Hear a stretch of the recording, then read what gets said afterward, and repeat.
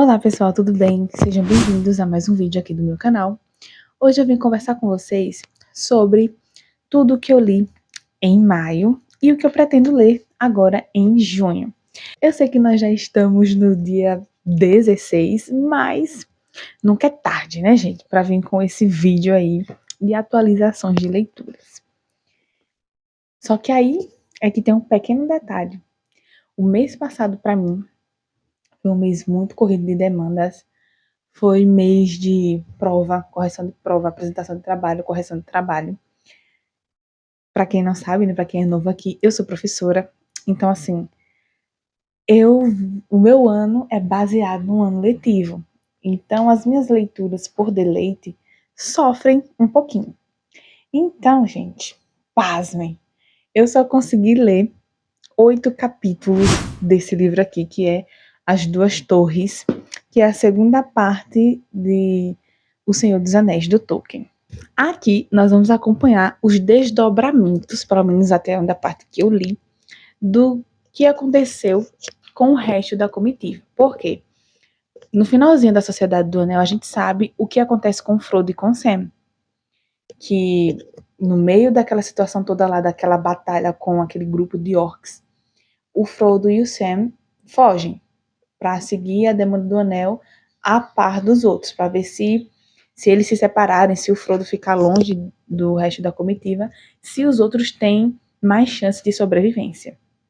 É isso que naquele momento ali de agonia, ele pensa, até porque ele saiu ali, ele pensa dessa forma naquele momento, porque ele está saindo de um ataque de uma pessoa que estava ali na própria comitiva dele. Ele disse, não, se eu continuar com essas pessoas, o Anel vai corromper cada uma delas, e eu não quero que isso aconteça. E é esse o pensamento do Frodo inicialmente, ele quer ir sozinho. Só que o Sam, que é muito apegado a ele, dá um jeito assim, parece que o Sam lê o pensamento do Frodo, assim, não, ele vai fazer isso aqui, ele vai pegar o barco que tá lá na beira do rio que a gente deixou e vai embora. E é dito e feito. É batata, o Sam acha ele e vai embora com ele. O Frodo ainda reluta, mas o Sam consegue ir com o Frodo. Ok, isso é o que a gente sabe ali no finalzinho da Sociedade do Anel. E aqui, imediatamente, a gente já começa de onde tudo parou. E o que foi que aconteceu, gente? Lá no finalzinho. Vamos, calma. O que foi que aconteceu? Depois que a comitiva saiu de Valfenda, enfrentou perigos, assim, inomináveis. Se vocês quiserem saber mais detalhes sobre isso, assistam os meus vlogs que estão aqui no canal, que eu comento todo o enredo aí da Sociedade do Anel.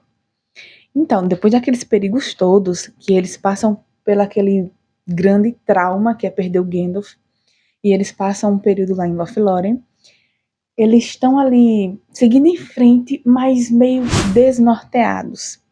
É uma sensação assim de uma perda tão grande que parece que continuar, eles não têm rumo. A verdade é essa. Eles sabem para onde tem que ir, que é chegar até Mordo para destruir o Anel, só que eles não sabem como é que eles vão fazer isso sem o Gandalf. Assim, o Aragorn, ele toma as rédeas ali, né? Todo mundo passa a confiar ali no Aragorn como guia deles, mas o próprio Aragorn está se sentindo assim tão desolado e perdido também, porque ele também está sofrendo. A gente tem que entender que todos eles estão de luto pela perda do Gandalf, né? Então, assim, é um momento muito conturbado, porque não é só uma questão de decidir fazer alguma coisa. As emoções de todos aqui estão muito afloradas, estão muito conturbadas. Então, pelo menos na minha interpretação, eu acredito que essa dúvida, inclusive do Aragorn, é o luto, deixando ele temeroso. Ele fica com aquela coisa, Gandalf era tão bom para essa comitiva, que mesmo eu tendo a convicção, né, eu sabendo que ele deixou a responsabilidade da comitiva, de ser líder, né, da comitiva para mim, eu não me sinto capaz de fazer isso. É assim, nossa, é muita tristeza, muita tristeza, muita tristeza. Só que eles têm que seguir em frente, porque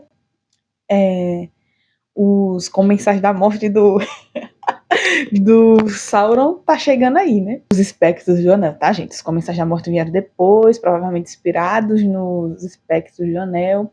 Então, assim, né? Calma. Cada um no seu quadrado. Mas, enfim, eles têm que continuar. Eles têm que dar um jeito de continuar. E eles vão continuar. a trancos e barrancos. E quando eles chegam num determinado ponto da caminhada, que eles montam um acampamento, né, para descansar, o Boromir enlouquece. Enlouquece de vez, que desde o início, desde a reunião em Valfenda, a gente sabe que o Boromir tem um caráter assim, meio duvidoso, que você fica, esse cara aí é meio estranho. Você tem momentos que você confia nele, que parece que ele é uma pessoa muito pura, muito. Sabe, aquele cara que você pode confiar, mas em outros você vê assim, que ele fala umas coisas, tipo. Sabe aquele seu tio de reunião de família que fala umas coisas que você ignora pra continuar convivendo bem com ele? Então, Boromir tem dessas. E ele, depois de Lothlórien, ele pira de vez. O Anel consegue corrompê-lo de vez e ele ataca Frodo. Depois de ele atacar o Frodo, tentar tomar o Anel do Frodo, ele tenta ali se redimir, pede desculpa, ele fica meio desesperado. Meu Deus, eu caí na tentação, eu não consegui vencer a tentação que esse anel causa nas pessoas.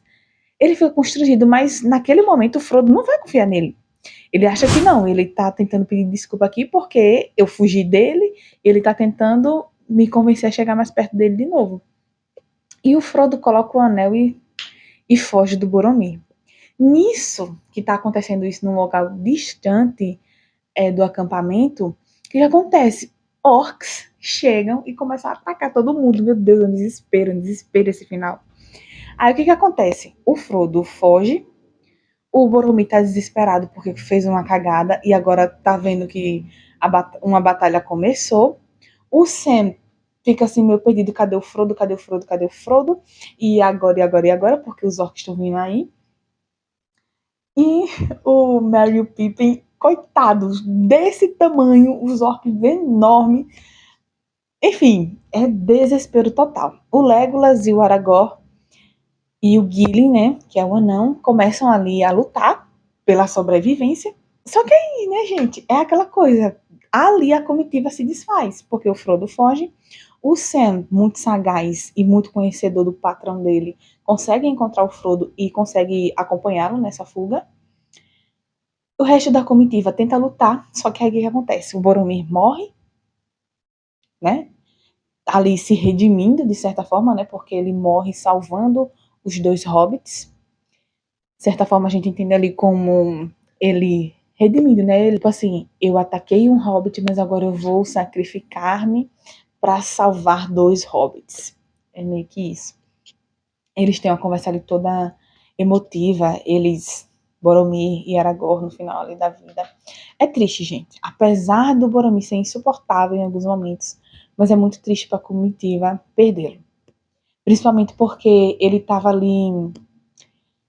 Apesar dele ter tido essa recaída enorme, né, e atacar o Frodo, mas ele estava vindo numa trajetória de reconhecer que ele não era tão rei da batata assim, e que o Aragorn tinha sim o direito de assumir a liderança, né, de todo o reino de Gondor. Ele já estava indo para esse caminho. Só que o teste final dele, que seria ali, né, não tentar tomar o anel do Frodo, ele não passou, infelizmente. Ele se redime, por fim, mas perde a vida, infelizmente. Aí Boromir morre. Os dois hobbits, mesmo ele lutando, assim, entregando a vida, dando a vida para salvá-los, eles ficam vivos, mas são sequestrados. Fica só o Legolas, o Gilly e o Aragorn.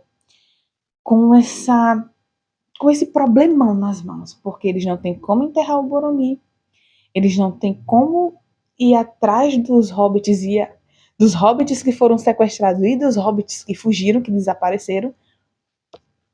E eles ficam um bom tempo, tipo, e agora? Já tava com o luto do Gandalf martelando a cabeça deles e pesando o coração deles. Agora tem outro luto, que é o luto da perda do Boromir. E um luto de quem está vivo, né, que é uma sensação assim de perda dos pequenos hobbits que estão longe deles e eles não podem fazer nada naquele momento. Aí eles ficam por algum tempo nessa dúvida hiperbólica, mas por fim eles decidem que naquele momento quem está precisando mais da ajuda deles são os hobbits que foram sequestrados, porque eles entendem ali pelas pistas, né, que o Frodo e o Sam saíram por livre e espontânea vontade. Eles escaparam, eles não foram aprisionados como os outros. E nisso eles começam uma caçada, aquele bando, né, de orcs, eu acho que é bando, sei lá, não sei qual é o coletivo de um aglomerado de orcs. Chama de bando. É um bando. Um bando, um exército. Um exército de orcs. Uma tropa. Ah, vocês entenderam. Eles vão tentando acompanhar para resgatar esses pequeninos.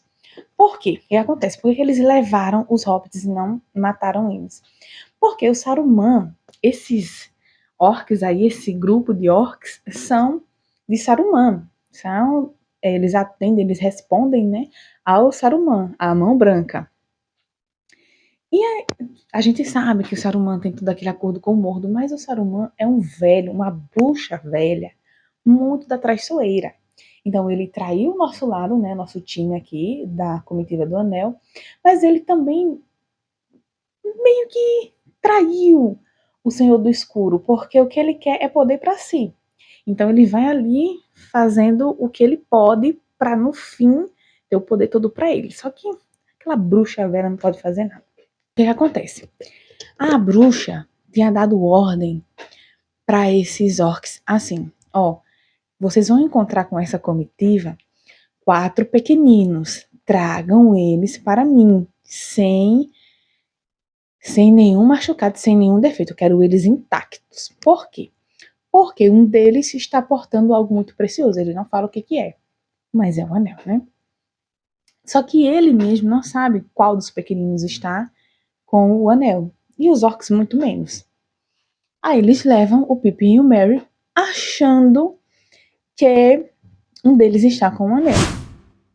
Aí o nosso trio, né? Aragorn, Legolas e Gimli vão atrás. Só que assim, gente, os orcs estão andando numa velocidade assim, que não tem pra ninguém. Eles não conseguem alcançar. Só que, no meio do caminho, entre eles mesmos ali, há uma discórdia, uma desavença que o Merry e o Pippin veem a oportunidade de fugir. Só que eles entram numa floresta de Fangorn, que eles já tinham sido alertados que não entrassem nessa floresta. Mas se olhasse para um lado, orc, se olhasse para o outro, floresta. Não tem como fugir dos orcs, então vamos entrar na floresta para ver se tem alguma solução. Entraram lá. E foi uma boa decisão. Mas até chegar aí, minha gente, até chegar aí aconteceu muita coisa. Sofreram bastante, pequenininhos. E basicamente é isso. Nessa primeira parte aqui, a gente acompanha essa jornada da busca do nosso trio, né? Em busca da nossa dupla de hobbits. E a gente não tem notícia em nenhum momento, até o capítulo 9, sobre o Sam e o Frodo. Acontece muita coisa, acontece outra batalha em meio a isso. E a bruxa véia tem a sua torre sucateada. Eu estou no momento em que o Gandalf vai lá junto com o rei Théoden. Eles chegam lá em Isengard. Eles veem que aconteceu uma batalha ali, porque os Ents entraram na guerra e foram lá reivindicar o seu poderio ali das suas terras de Saruman. E eles destroem, dão uma baixa muito significativa ali para o exército de Saruman. Eu estou nesse momento aqui, que eles acabaram de chegar, estão conversando para entender o que foi que aconteceu. Não cheguei na parte que eles conversam com o Saruman ainda, estou para chegar lá. E foi isso, minha gente. Eu achei esse início aqui um pouco mais lento do que a ação que a gente estava tendo ali na Sociedade do Anel, né? Mas isso aqui é totalmente compreensível, porque se a gente pensar que O Senhor dos Anéis não são 3 livros, né? É um livro muito grande, dividido em 3 partes. Então aqui é aquele momento que tudo está se preparando para um ápice maior, para um clímax de tensão maior. Aqui é o momento que a gente está entendendo como as coisas vão se desenrolar a partir do que aconteceu agora, a partir da fuga, a partir da morte de alguns membros da comitiva, né? De um membro da comitiva. Porque na Sociedade do Anel a gente perdeu o Gandalf, mas a gente sabe que ele ressurge como Gandalf o Branco, e é muito chique essa parte. E é isso.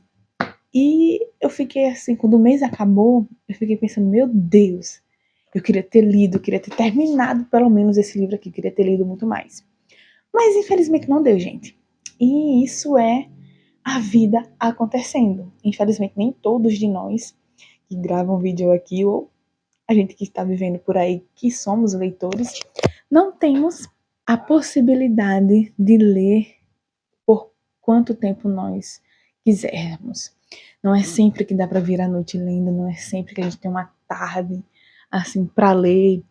Não é sempre que a gente tem dias disponíveis. Tem dia que não dá nem para cogitar pegar no livro, porque a correria da vida adulta é isso aí. Mas o importante é que as leituras estão tendo continuidade. Mas, para não ficar assim, ai, eu só li menos da metade de um livro, eu tenho aqui um livro infanto-juvenil que eu reli no mês de maio, que foi Chove na Cidade. Eu até comentei com vocês sobre ele no vídeo que eu postei anteriormente, né? Se você não viu, vai lá. Que eu particularmente gostei muito de ter gravado aquele vídeo. Eu espero que vocês tenham gostado. Se você não assistiu ainda, por favor, vai lá assistir o último vídeo também. Então agora eu vou mostrar para vocês os livros que eu quero ler ainda esse mês. São livros curtos que eu espero dar conta. Por quê? Aí nossa, que contradição é essa? Você disse que a sua rotina é muito puxada, que você não conseguiu nem terminar um livro no mês passado, e agora você quer ler 3. Mas vamos lá, gente. Estou de férias. Então eu acredito que vai dar para ler esses 3 livros aqui. O primeiro livro é O Deus que Destrói Sonhos. Não sei nada sobre ele, não sei sinopse, não sei nada. Eu só coloquei ele naquele meu vídeo lá de 12 livros para 2025 e eu quero lê-lo agora em junho. Então, se tudo der certo, em breve terá vídeo sobre ele aqui no canal. E o outro livro que eu quero reler, né, que esse daqui eu já li, só que eu não lembro, faz muito tempo. Faz 11 anos que eu li esse livro e eu era muito nova, então eu não consegui reter muita coisa desse livro, que é Dom Casmurro, de Machado de Assis. Eu também coloquei esse livro lá naquele vídeo de 12 livros para 2025, então eu pretendo ler esses 2 livros aqui dessa minha listinha, né, de 12 livros para 2025 esse mês. Espero que dê certo. Aguardem aí os próximos vídeos. E esse outro livro que eu tenho aqui, ele chegou esse mês, ou foi no finalzinho do mês de maio. Mas enfim, desde que ele chegou, que eu fiquei assim, querendo muito abrir e começar a ler ele. Só que como estava naquela correria, eu ainda estava tentando ver se eu conseguia avançar um pouco mais ali na leitura de Duas Torres, não deu. Mas desde que ele chegou, que eu fiquei com a mão coçando, no final, vou ter que ler esse livro, vou ter que ler esse livro. Então vou passá-lo aí na frente de alguns outros e vou ler A Morte de Ivan Ilitch, do Tolstói. Espero que dê tudo certo. Eu só vejo o pessoal comentando coisas muito boas sobre esse livro, que é triste, né? Mas que tem ótimas reflexões. Eu espero conseguir. Então, pessoal, é isso aí. Esses são os livros que eu pretendo. Um eu pretendo terminar e os outros 3 eu pretendo lê-los do início ao fim esse mês de junho. Espero que vocês tenham gostado desse vídeo. Me conta aí quais são os livros que vocês leram no mês passado e que vocês pretendem ler esse mês. E é isso aí. Até o próximo vídeo e tchau!